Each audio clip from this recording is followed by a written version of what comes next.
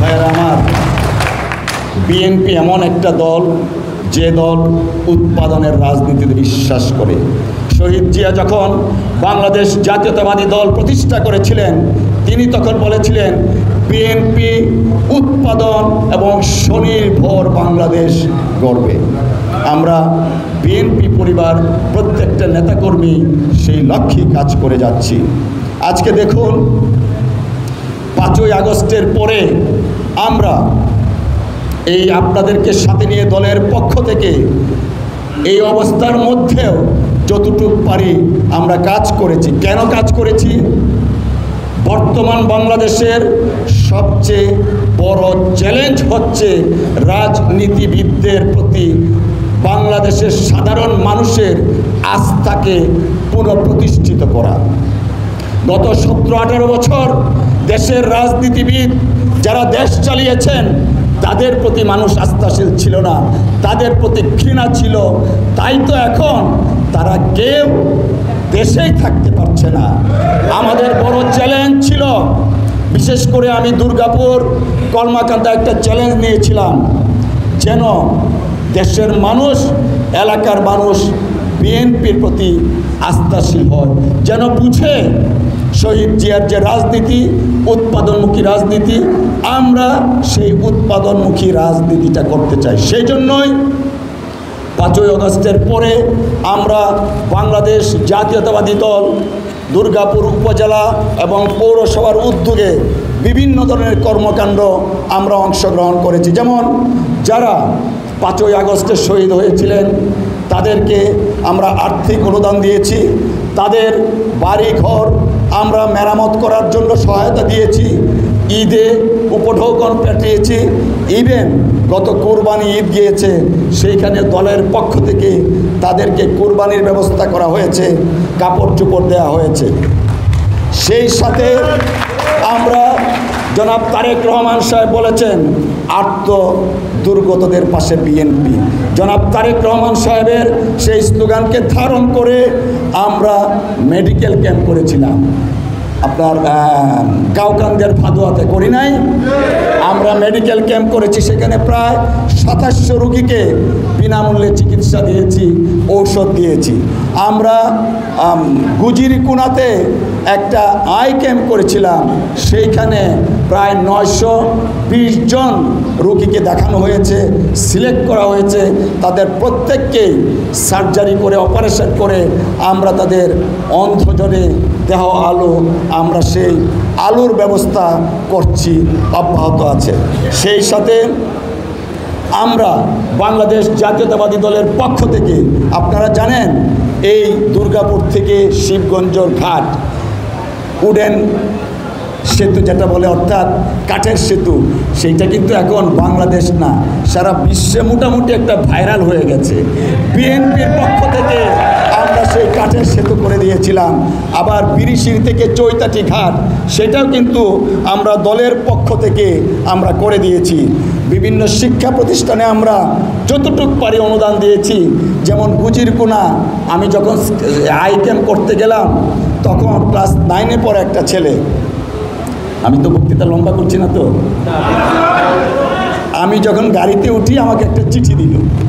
তো আমি গাড়িতে বসে চিঠিটা পড়ে দেখলাম যে স্যার, আমরা স্কাউটের, আমিও স্কাউট করতাম স্কুলে, আমরা স্কাউটের আমাদের ট্রাম নেই, আমরা স্কাউট প্র্যাকটিস করতে পারছি না। আমাদের দলের পক্ষ থেকে সেই স্কাউটের জন্য যাবতীয় যা প্রয়োজন আমরা কিন্তু তা অনুদান হিসাবে সেই স্কুলে আমরা দিয়েছি। আপনারা জানেন এই প্রাকৃতিক পরিবেশ ঘেরা আমাদের এই পাহাড়ের কাছে আরেকটা স্কুল আছে, স্কুলের নাম হচ্ছে প্রকৃতির স্কুল। সেই স্কুলটা যখন ঘর নেই, একজন যাজক বলবো আমি, লালনের এক্সারসাইজ করেন, সেই খুলনার এক ভদ্রলোক এখানে এসে পড়াশোনা করাচ্ছেন। আমি যখন জানলাম দলের পক্ষ থেকে সেই স্কুলটা মেরামত সহ প্রতিষ্ঠা করার জন্য আমরা সার্বিক ব্যবস্থা নিয়েছি। গত বছর গত রোজার সময় এই অডিটোরিয়ামে তো হয়েছিল। এই অডিটোরিয়ামে কিন্তু আমরা 2 দিন ব্যাপী কয়েকশো মাদ্রাসার ছাত্রদেরকে দিয়ে হাম নাদ প্রতিযোগিতার ব্যবস্থা করেছিলাম, অংশগ্রহণ করেছিল এবং তাদেরকেও পুরস্কার দেওয়া হয়েছিল। পাশাপাশি দেখুন তারেক রহমান সাহেব যে কথা বলেন আত্মমানবতার সেবায় বিএনপি, চণ্ডীগড় ইউনিয়নের ছোট্ট শিশু আব্দুল্লাহ, আপনারা অনেকেই অনলাইনে দেখেছেন, জন্মগতভাবে হার্ট ছিদ্র নিয়ে জন্ম হয়েছিল। সেই হার্টের চিকিৎসা আমরা দলের পক্ষ থেকে করে দিয়েছি। সেই সাথে দিনমুদুর হাশেমের মেয়ে সোনিয়া জটিল রোগে ভুগছিল, তার মাথাটা এমন বড় হয়ে গেছে, আমরা দলের পক্ষ থেকে তাকে ঢাকায় নিউরো সায়েন্স হসপিটালে নিয়েছি। আমরা চেষ্টা করেছিলাম অপারেশন করার জন্য, আনফর্চুনেটলি ডক্টর সাহেবরা বললেন তার অপারেশন করলে লাইফ রিস্ক হয়ে যাবে, আল্লাহ যতদিন হায়াত দেন ততদিন তাকে চিকিৎসা করাতে হবে। আমরা দলের পক্ষ থেকে সেই চিকিৎসারও ব্যবস্থা করাচ্ছি এবং এটা অব্যাহত থাকবে। ওই পারের কৃষ্ণ হাজক 2টা কিডনি ফেলেও আমরা যখন জানলাম, কৃষ্ণ হাজনকে সেই পিজি হসপিটালে নিয়ে গেলাম, তার চিকিৎসা করে গতকালকে বা পরশুদিন সে বাড়িতে আসছে।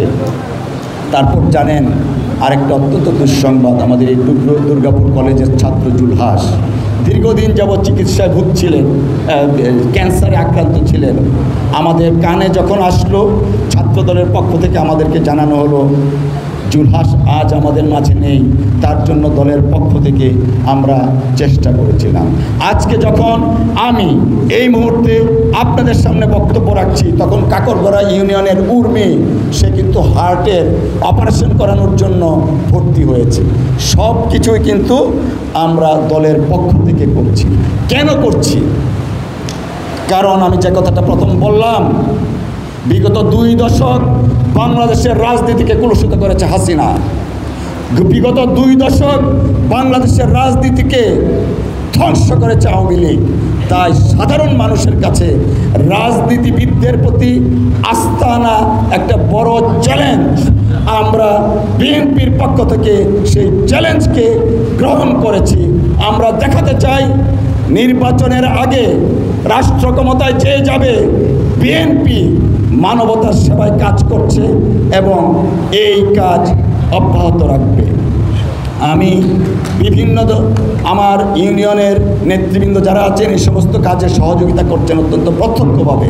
জেলার উপজেলার নেতৃবৃন্দ, আজকে জামাল হয়তো কোথায় আছে আমি জানি না, অত্যন্ত সহযোগিতা করছে। অন্যান্য নেতৃবৃন্দ সকলের সর্বাঙ্গীন সামগ্রিক সহযোগিতার মাধ্যমে কিন্তু আজকে আমরা উন্নয়নের কাজ করতে পারছি, ছাত্রদের পড়াশোনার কাজ করতে পারছি, মেডিকেলের কাজ করতে পারছি, আত্মমানবতার সেবায় নিজেদেরকে নিয়োজিত করতে পারছি। আমরা আশা করছি সকলের সহযোগিতায় ইনশাআল্লাহ শুধুমাত্র আগামী নির্বাচন নয়, যতদিন আমরা বাংলাদেশ জাতীয়তাবাদী দলের একজন কর্মী হিসাবে থাকব, ততদিন মানবতার সেবায় জনাব তারেক রহমান সাহেবের নির্দেশে নিজেকে উৎসর্গ করব ইনশাআল্লাহ। প্রিয় ভাইরা।